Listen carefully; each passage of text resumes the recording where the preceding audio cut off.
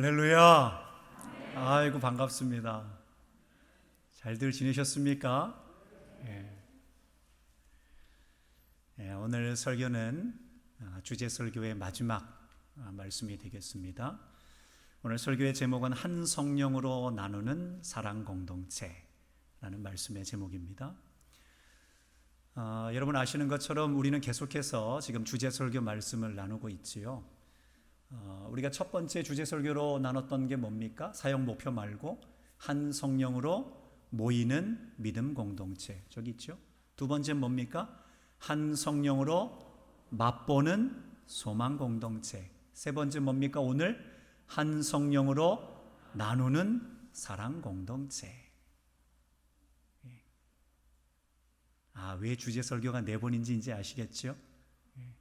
한 성령으로 나누는 사랑 공동체. 오래간만에 한번 해보겠습니다. 하나님의 말씀은 한 번 더요. 하나님의 말씀은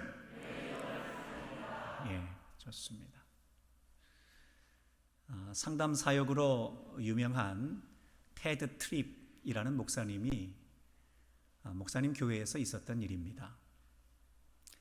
한날 주일 예배를 마치고 한 성도가 황급히 목사님에게 쫓아왔지요.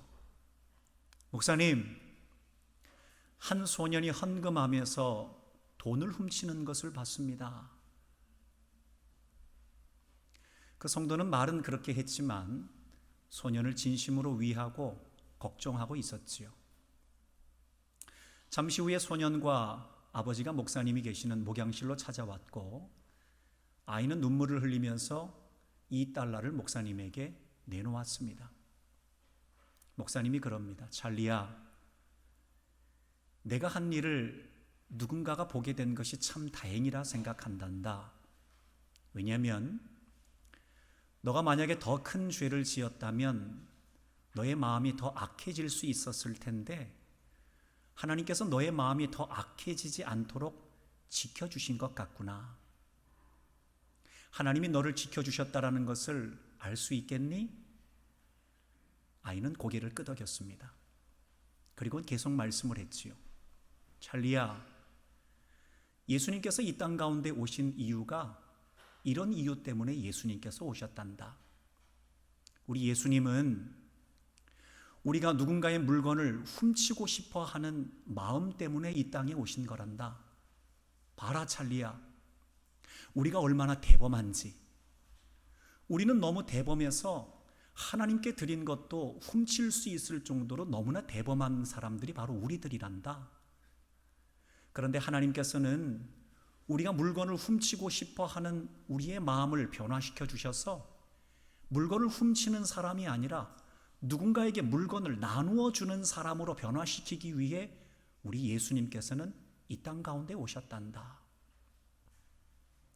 목사님의 이 말씀을 듣고 찰리는 눈물을 흘리면서 자기의 주머니에 들어있던 $20를 목사님에게 꺼내놓았지요. 그러니까 아이는 원래는 $2를 목사님에게 내놓고 그저 적당하게 회개하는 척하고 돌아가려고 했습니다. 그러니까 주머니에 $20를 숨긴 채 그냥 돌아가려고 했지요. 그런데 아이의 마음에 무언가 변화가 일어나서 그는 나머지 훔친 돈 $20까지도 목사님에게 내놓았던 것입니다. 과연 아이의 마음에 어떠한 변화가 일어났길래 아이는 원래 계획한 대로 $20를 가져가는 것이 아니라 $20를 목사님과 부모님이 보는 앞에서 내놓게 되었을까요? 우리는 아이의 마음이 변화된 것에 대해서 어쩌면 우연이라고 말할 수 있습니다. 그런데 그것은 우연이 아니라 아이의 마음을 주관하시는 하나님의 주권적인 측면에서 보자면 아이의 마음을 하나님께서 변화시켜 주시는 은혜로 인하여서 아이의 마음이 변화되게 된 것이지요. 그러니까 마치 바람의 소리는 우리가 들을 수는 있지만 바람이 어디에서 불어서 어디에서 나가는지 우리가 전혀 알 수 없는 것처럼 아이의 마음 가운데서 전혀 예상할 수 없는 하나님의 은혜가 임하게 되었기에 아이의 마음이 변화되게 되었던 것입니다. 이 아이가 변하게 된 것을 영적인 단계로 살펴보자면 세 가지의 단계가 아이 안에서 일어나게 되었지요. 첫 번째는 알아차리는 단계입니다. 그러니까 아이는 돈을 훔치는 것이 하나님 앞에 올바르지 않다 하는 것을 알아차리게 되었습니다. 그리고 두 번째는 이해하는 단계입니다. 그러니까 돈을 훔치는 것이 영적으로 봤을 때 성령의 일이냐 아니면 악한 영의 일이냐 하는 것을 이해하게 되었다라는 것입니다. 그리고 마지막 세 번째는 결단하는 단계입니다. 그러니까 그것이 성령의 일인지 악한 영의 일인지를 이해하여서 하지 않기로 결단을 하였기에 돈을 돌려줄 수 있었다라는 것입니다. 그러니까 여기서 말하는 것은 아이가 이렇게 어려운 복잡한 영적인 단계를 이해하고 아이의 마음이 변화되었다라는 것을 이야기하는 것이 아니라 아이는 그저 하나님의 은혜로 그 마음이 변화되었지만 그러나 그 아이의 변화된 과정의 밑바닥을 아주 세밀하게 들여다보면 아이에게 이와 같은 영적인 변화의 세 가지의 단계가 일어나게 되었다라는 것이지요. 알아차리는 단계, 이해하는 단계, 결단하는 단계가 아이가 모르는 사이에 그 안에서 영적인 단계를 통해서 과정을 통해 일어나게 되었다라는 것입니다. 여러분, 그런데 아이가 변화된 것이 하나님의 은혜로 이와 같은 변화를 경험하게 되었다면 우리 역시 마찬가지로 동일하게 은혜의 변화를 경험하게 됩니다. 예를 들자면 우리가 마트에서 장을 보고 잔돈을 받는데 1,000원을 받고 돌아와야 되는데 9,000원을 받았다 하면 우리는 9,000원을 받아서 돌아오는 것이 하나님 앞에 올바르지 않은 일이라는 것을 알아차리게 됩니다. 그러니까 알아차린다라는 것은 이건 지성의 작용이지요. 하나님께서 우리에게 주신 지혜, 하나님께서 우리에게 주신 말씀의 지혜를 통해서 내가 누군가에게 그리고 잔돈을 받았을 때 9,000원을 받아서 오는 것이 올바르지 않다라는 것을 알아차리게 되는 것입니다. 그리고 나서 우리는 그것을 이해하게 됩니다. 이것이 성령의 일인지 악한 영의 일인지를 이해하게 됩니다. 그래서 결단하게 되지요. 성령의 일이라면 내가 돌려주는 것이 옳겠다라고 생각을 해서 결단하게 된다는 것입니다. 우리가 예를 들어 길거리를 지나가다 보면 노숙인들을 많이 보게 됩니다. 그러면 그 분들을 보면서 우리의 마음 가운데선 하나님 주신 말씀에 따라서 그분들에 대해서 불쌍히 여기는 마음이 있습니다. 그것이 알아차리는 겁니다. 노숙인을 보면서 그냥 보는 것이 아니라 그분들에 대해서 불쌍히 여기는 마음으로 알아차리게 되지요. 그리고 우리는 이해하게 됩니다. 과연 내가 지금 성령의 일이 무엇인지 악한 영의 일이 무엇인지를 알고 결단할지 거부할지를 판단하게 됩니다. 그리고 또 하나 예를 들자면 우리는 자꾸만 화가 날 때가 있습니다. 뜻하지 않게 자꾸만 화가 나지요. 그런데 1시간째 화를 내고 2시간 화를 내고 어쩌면 그 화가 하루 이틀 사이에 우리의 화가 계속되다 보면 우리는 알아차리게 됩니다. 내가 계속 화를 내고 있다는 것을 우리도 문득 알아차리게 됩니다. 그러면 내가 계속해서 화를 내는 것이 성령의 일인지 악한 영의 일인지 이해하게 됩니다. 그럼 내가 계속 화를 내는 것이 성령의 일이 아니라는 것을 알면 우리는 거부하기로 결단하게 되지요. 만약에 그것이 악한 영의 일이라는 것을 알게 된다면 우리는 그것을 거부하는 결단을 하게 된다는 것입니다. 그러니까 우리는 이와 같이 아이가 마음의 변화가 일어난 것처럼 우리의 삶에도 하나님의 은혜로 변화의 과정들이 일어날 수 있다는 것입니다. 하나님께서 우리에게 주신 지성과 하나님의 마음으로 알아차리게 되고 그리고 우리는 영적으로 이해하게 됩니다. 이것이 성령의 일인지 악한 영의 일인지 이해하게 됩니다. 그리고 비로소 결단하게 되는 것이지요. 이것을 통해서 우리의 마음 가운데서 변화가 일어나게 됩니다. 우리가 계속해서 4번의 사주를 통하여서 사도행전의 말씀을 보고 듣고 배우고 있습니다. 사도행전의 초대교회 안에서 일어나는 역사가 바로 이러한 마음의 변화가 일어나게 되었습니다. 초대교회 안에서 이들은 알아차리고 이해하고 결단하는 변화의 놀라운 역사들이 일어났습니다. 여러분 아시는 것처럼 오순절 마가의 다락방에서 초대교회 교인들이 함께 기도하는 중에 성령의 은총을 받게 됩니다. 성령의 충만한 은혜를 받게 되지요. 그리고 그들 가운데서 하나님의 은혜로 성령의 은총을 따라서 방언하게 되는 은사가 나타나게 됩니다. 방언할 때 그들은 서로 다른 나라의 말로 말하기 시작합니다. 그곳에는 120문도 말고 서로 다른 지역에서 온 많은 사람들도 있었습니다. 그러다 보니 예수님을 믿는 120문도들이 기도할 때 서로 다른 나라의 말로, other language입니다. 서로 다른 나라의 말로 말하는 것을 보며 그들은 놀라워하며 두려워합니다. 여러분, 그런데 여기서 120문도의 예수님을 믿는 사람들, 그리고 그 중심에 베드로가 어떤 행동을 했는지를 여러분, 우리는 눈여겨봐야 됩니다. 성령의 은총을 받은 사람들은 기도의 신비를 경험하게 됩니다. 그러면 기도의 신비를 경험하게 되면 우리는 기도의 황홀경 가운데 빠지게 되지요. 마치 베드로가 변화산에서 예수님과 함께 있을 때 예수님께서 하나님의 모습으로 변하고, 그리고 모세와 엘리야를 봤을 때 베드로는 그 안에 황홀경에 빠지게 됩니다. 놀라운 신비의 황홀경에 빠지게 됩니다. 그래서 베드로는 예수님에게 뭐라고 이야기를 했냐면, 예수님, 내 삶은 더 이상 살고 싶지 않습니다. 여기 있는 것이 좋사오니 라고 이야기를 합니다. 여기 있는 것이 좋다라는 것은 나는 이 변화된 황홀경을 계속 경험하고 싶다라는 거지요. 내 사도의 일상의 삶을 포기할 만큼 나는 이 변화산에서의 놀라운 경험을 계속 체험하고 싶으니 여기 있는 것이 좋겠습니다 라고 이야기한 것입니다. 성령의 충만한 은혜를 받게 되면 우리는 이러한 기도의 신비들을 경험합니다. 저도 경험했습니다.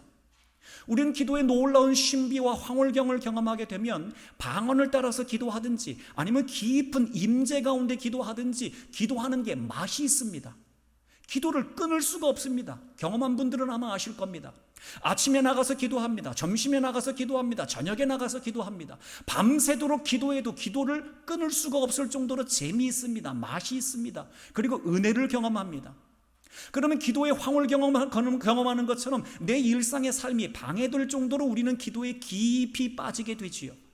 여러분, 이때 베드로가 어떤 생각을 할 수 있었냐면 이 기도의 황홀경에 빠져서 이전과 같이 여기 있는 것이 좋사오니 하면서 서로 다른 나라의 말로 방언하는 것에 심취하여 기도의 황홀경에 빠질 수 있었습니다. 그런데 베드로는 여기서 알아차렸습니다.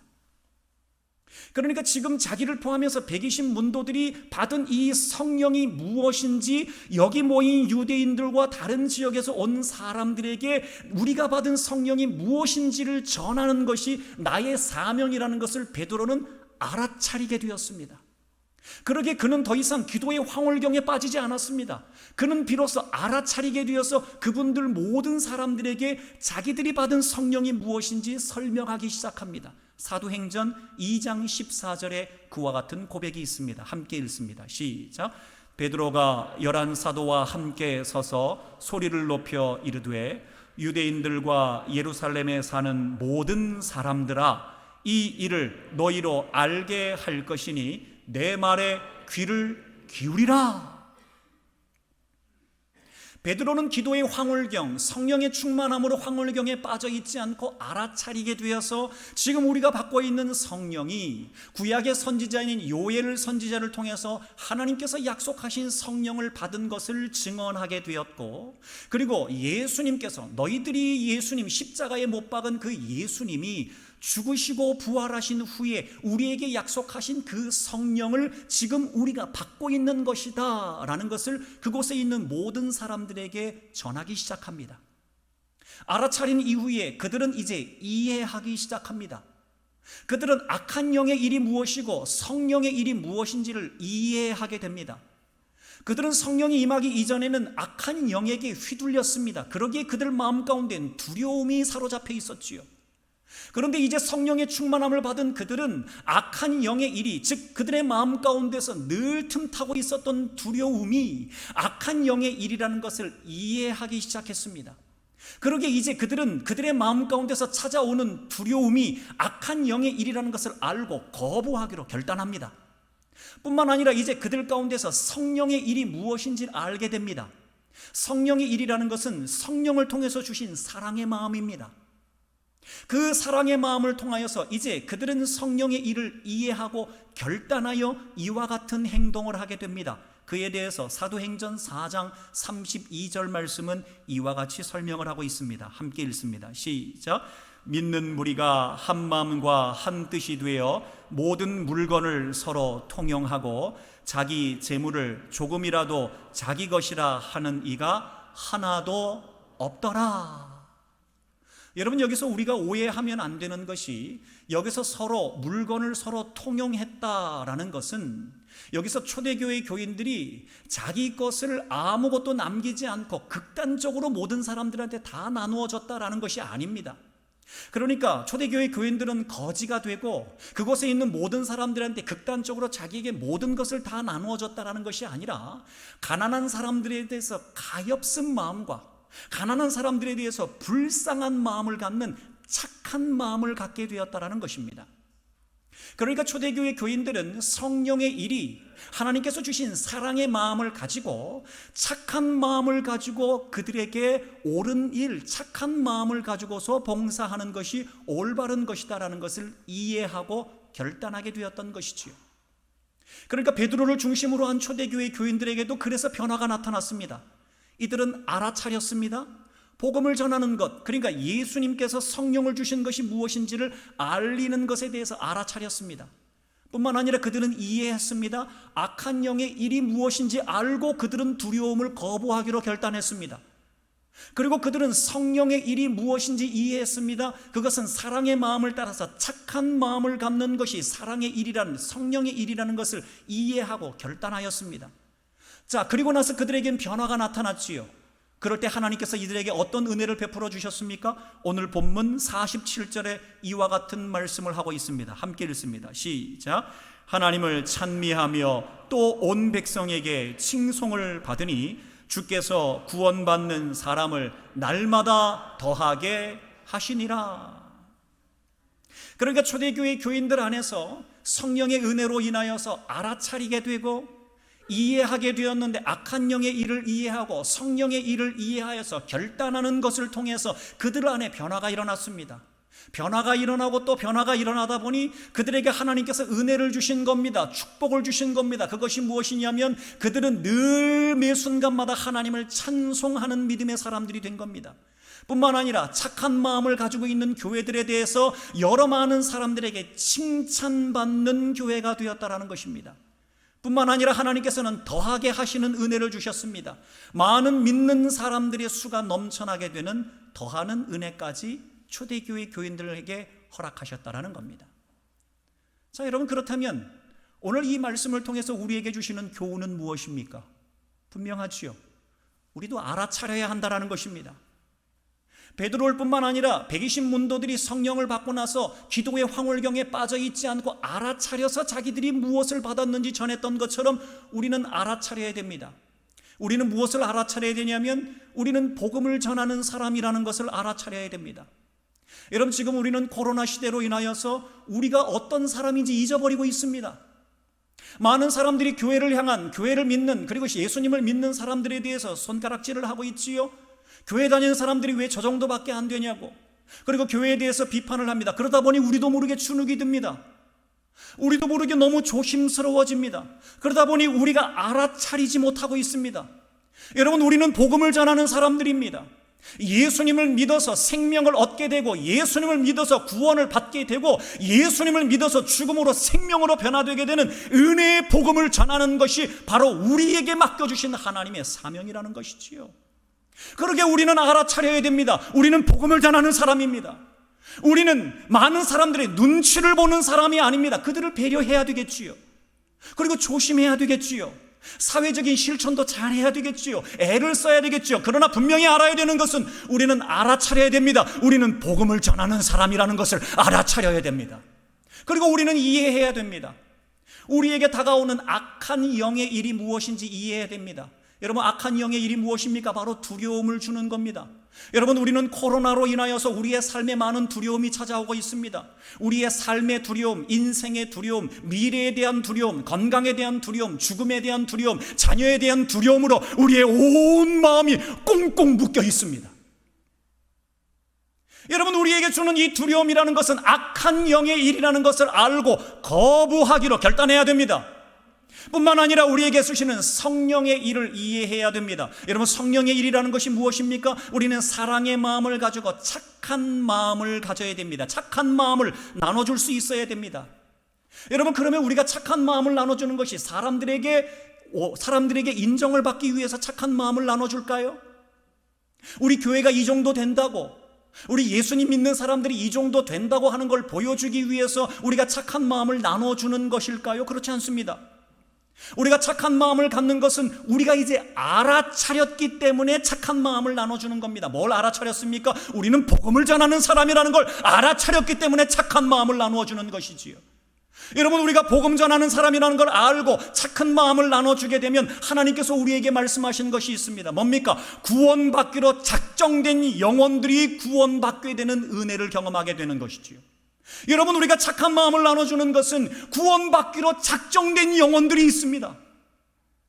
구원받기로 작정된 영혼들이 있는데 우리가 그들에게 생명의 복음을 전하지 않는다면 그들이 구원받는 영생의 은총을 누리지 못하지요.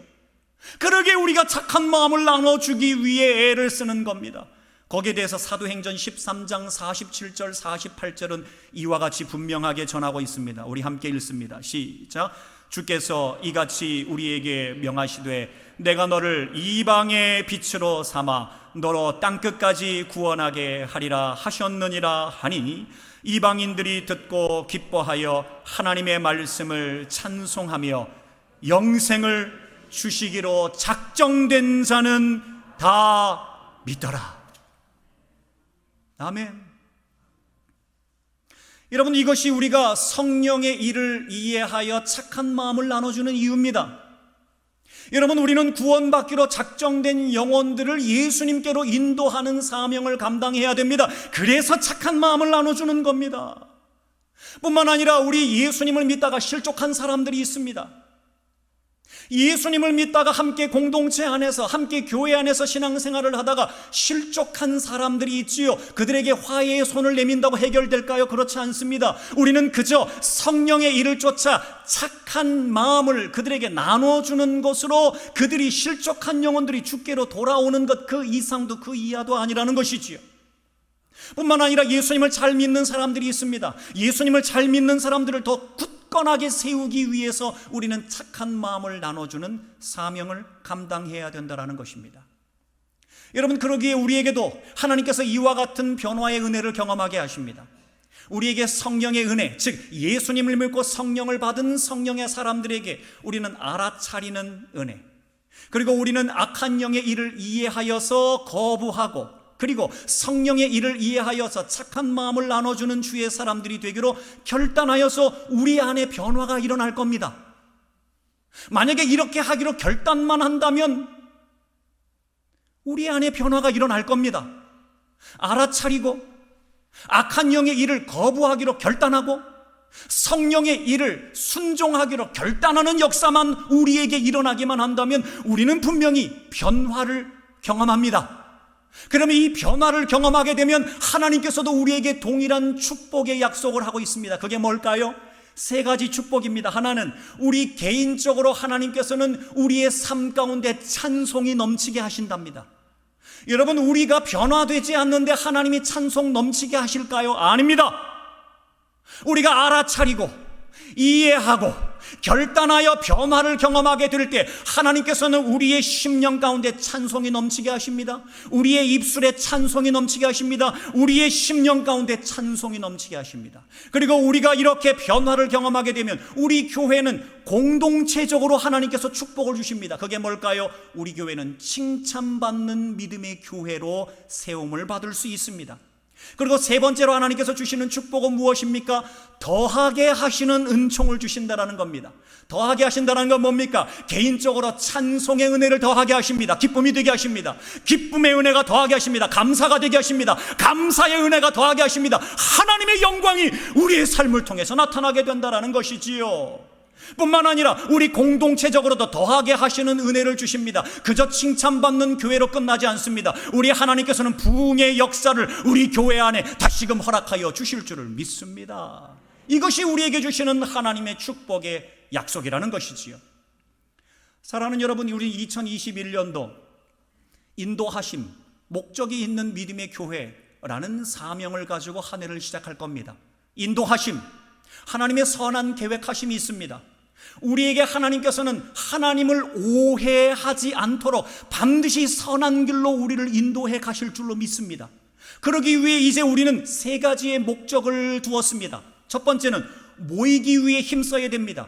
기도하기 위해 모이기 위해 힘써야 됩니다. 두 번째는 맛보기 위해 힘써야 됩니다. 우리는 하나님의 성품을 맛보기 위해 힘써야 되고 회복의 은혜의 맛을 보기 위해 힘써야 됩니다. 그리고 세 번째, 우리는 나눠주기 위해 힘을 써야 됩니다. 그런데 여러분, 나눠주기 위해서는 우리는 알아차려야 됩니다. 그리고 우리는 악한 영의 일이 무엇인지 이해해야 됩니다. 그리고 거부하기로 결단해야 됩니다. 그리고 성령의 일이 무엇인지 이해해야 됩니다. 그리고 순종하기로 결단해야 됩니다. 그런 가운데서 우리 안에 변화가 나타납니다. 변화가 나타납니다.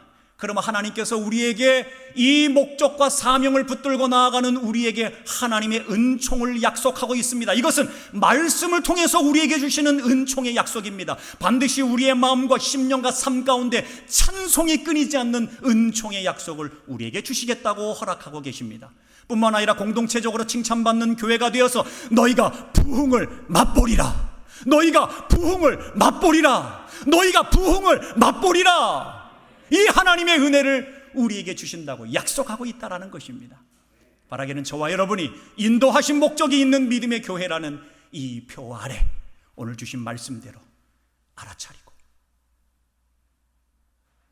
악한 영의 일을 이해하세요. 그리고 거부하십시오. 그리고 성령의 일은 받아들이세요. 순종하세요. 그렇게 놀라운 변화를 경험하여 약속하신 놀라운 은총의 주인공들이 되는 저와 여러분, 오늘 2부 예배를 드리는 모든 서강의 성도들이 다 되실 수 있기를 우리 주님의 이름으로 간절히 축원합니다.